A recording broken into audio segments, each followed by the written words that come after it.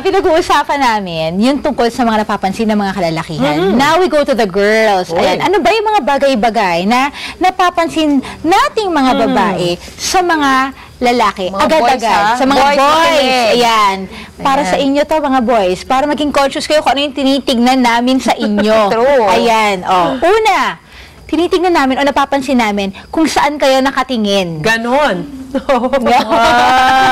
Nakatingin kami doon. Kung saan kayo napapansin namin yung kung ano yung tinitignan. Kung ano yung tinitignan ninyo.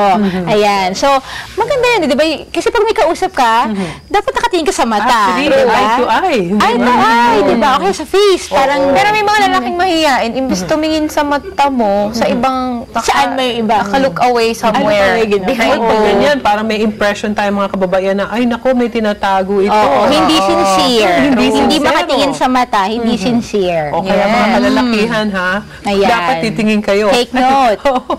Body points yun. Isa pa. Ano ba? Your body language. Oo. Ano ba yung mga sample sa body language ng mga guys Yung mga na hindi yung kilos ng kilos, for example, di ba? O kaya yung mga... ganun. Oo, yung ganun. Hindi man ano meron sa ilang mga ganun eh. O baka sometimes kaya ganun eh, parang nahihiya sila. Nahihiya ba yun? O kaya meron Cute. Cute ba yun? Hindi ba cute ang dating?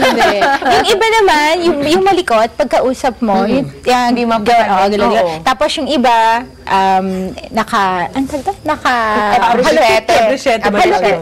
appreciate is appreciate like that. Hello, keep. Okay, nakapamewang. Parang Robin Padilla. Oo. May nagpa-project ng bad boy. Pero ayoko yung parang kala mo merong dalandan sa ilalim ng Magpapamacha nun. Minsan hindi nga dalandan. Baka masyado mabias. Papaya ba? Sobrang nakagayon. Anyway, ang napapansin pa natin mga kababaihan, ano ba anong sinusuot nila? Di ba? Ako kina ko dyan.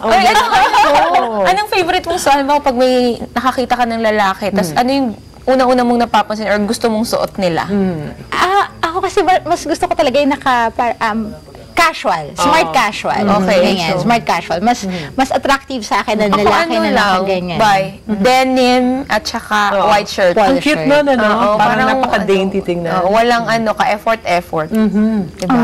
Parang sanay lang ako na kahit ano pa suot, basta yung alam mong malinis yung dating. Yun. Diba? Importante yun. Kasi minsan baka Amerikana nga siya, pero baka yung Amerikana Hindi, tsaka baka mamaya naka-American. Ano mo yung mga tawag nila doon, yung mga fashion victims? Diba? Yung mga naka-Amerikana, tapos ang init-init. Oo nga.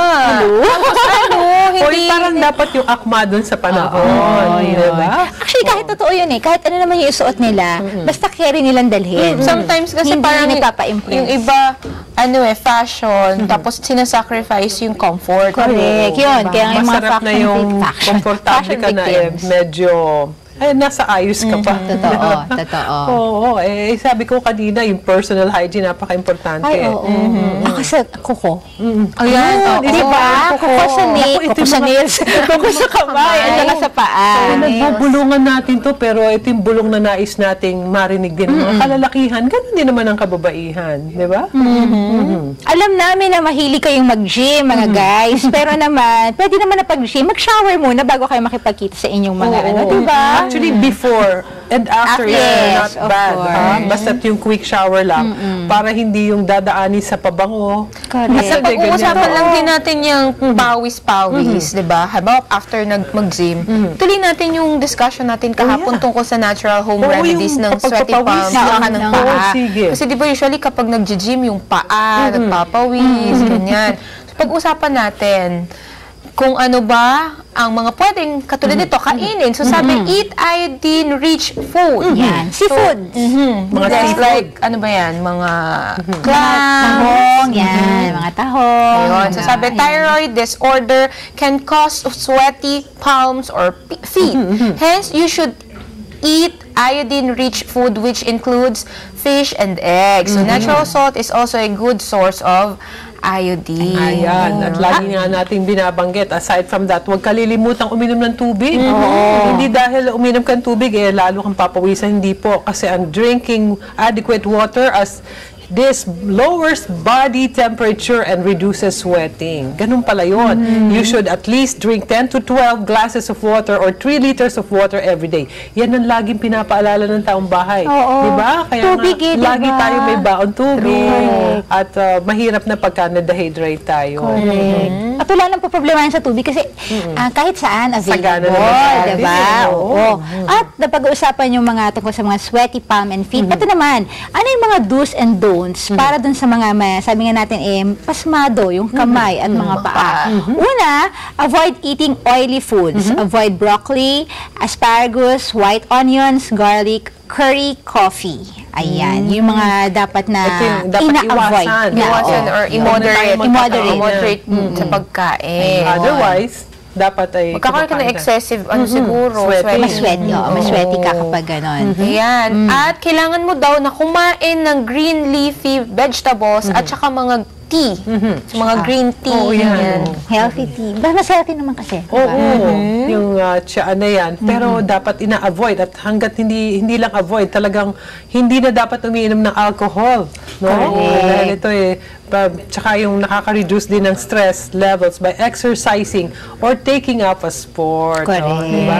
Yung mga kalalakihan dyan na walang sports, dapat humanap sila ng activity na pwede silang pagpawisan. Outlet yun Oo. Kasi alam naman natin, exercising or taking up a sport, helpful yan para matanggal yung mga anxiety natin. Usually basketball, no? Pag sila may mga pinagdadaanan, nag-aayaan sila. Basketball tayo! Maganda yan at magandang pwedeng gawin. Uy, naku, mga babatiin natin pero sa pagbabalik na natin. Yes, at meron pa tayong taong bahay trivia. Okay. Kaya inyong abangan po yan. Babalik pa kami.